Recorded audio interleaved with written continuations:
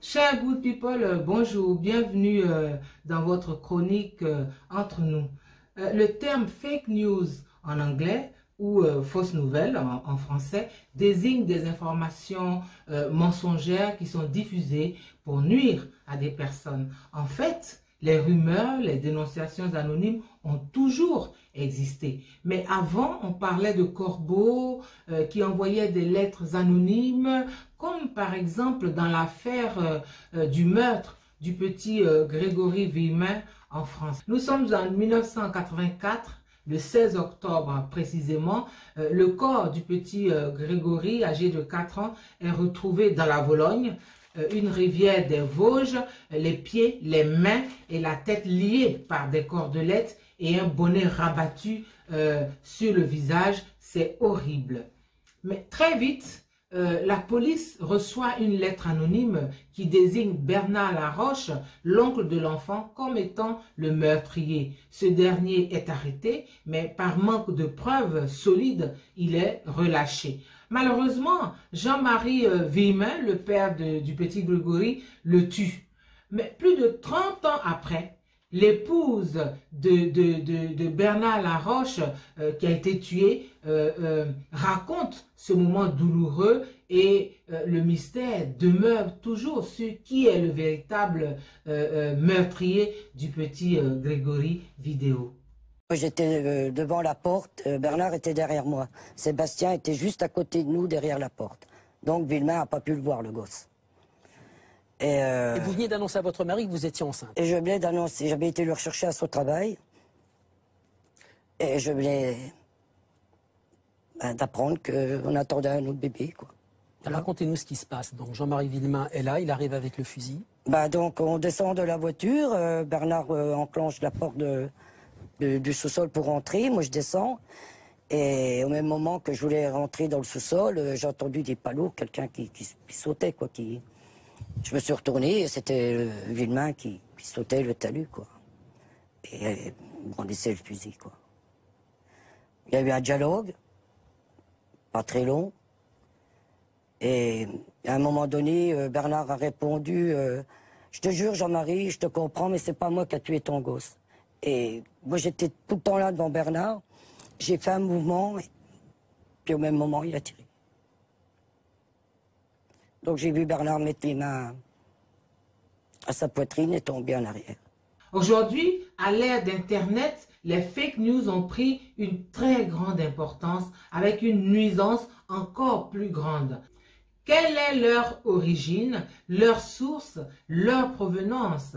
Eh bien, elles peuvent émaner d'un ou de plusieurs individus, d'un ou de plusieurs médias non institutionnels comme les blogs, des réseaux sociaux, Facebook, Instagram et Twitter par exemple. Elles peuvent aussi émaner d'un homme d'État ou d'un gouvernement, tout simplement pour nuire à un autre gouvernement. Elles ont pour objectif de manipuler ou de tromper le public, de dénigrer, de salir une personne, un groupe de personnes, etc.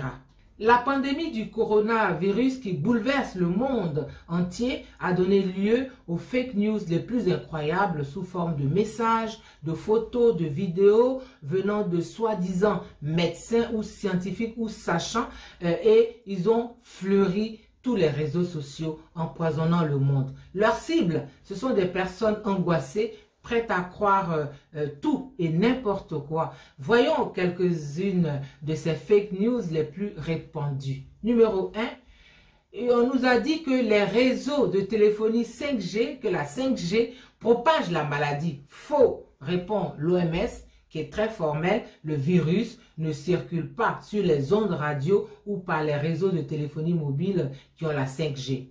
Deuxième fake news, boire de l'alcool protégerait contre le Covid-19. Faux. Et l'OMS encore de rappeler que le coronavirus est une maladie respiratoire et l'alcool ne la tue pas.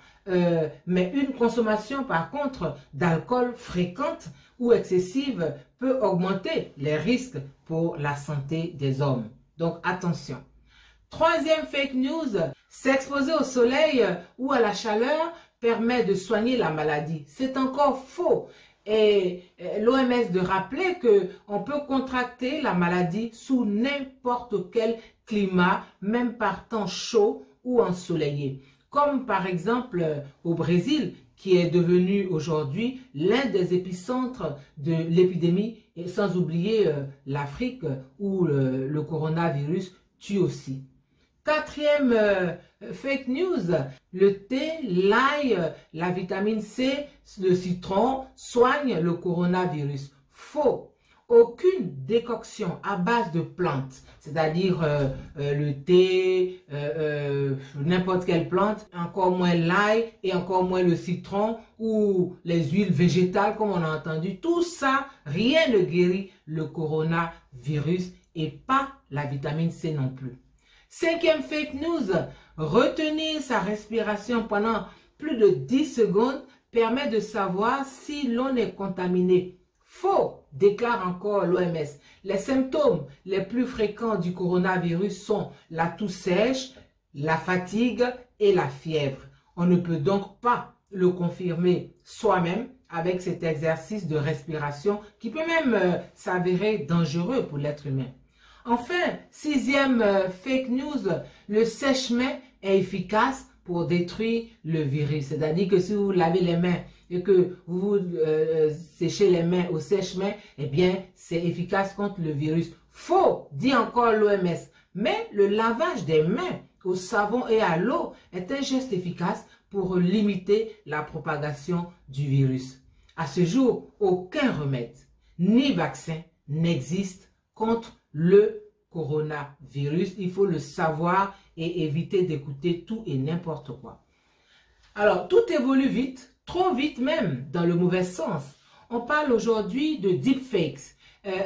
Les deepfakes, c'est un procédé qui a été créé par un Belge et qui consiste en des vidéos truquées grâce à une technologie qui modifie la voix ou le visage d'une personne et les rendent de plus en plus réalistes. On découvre.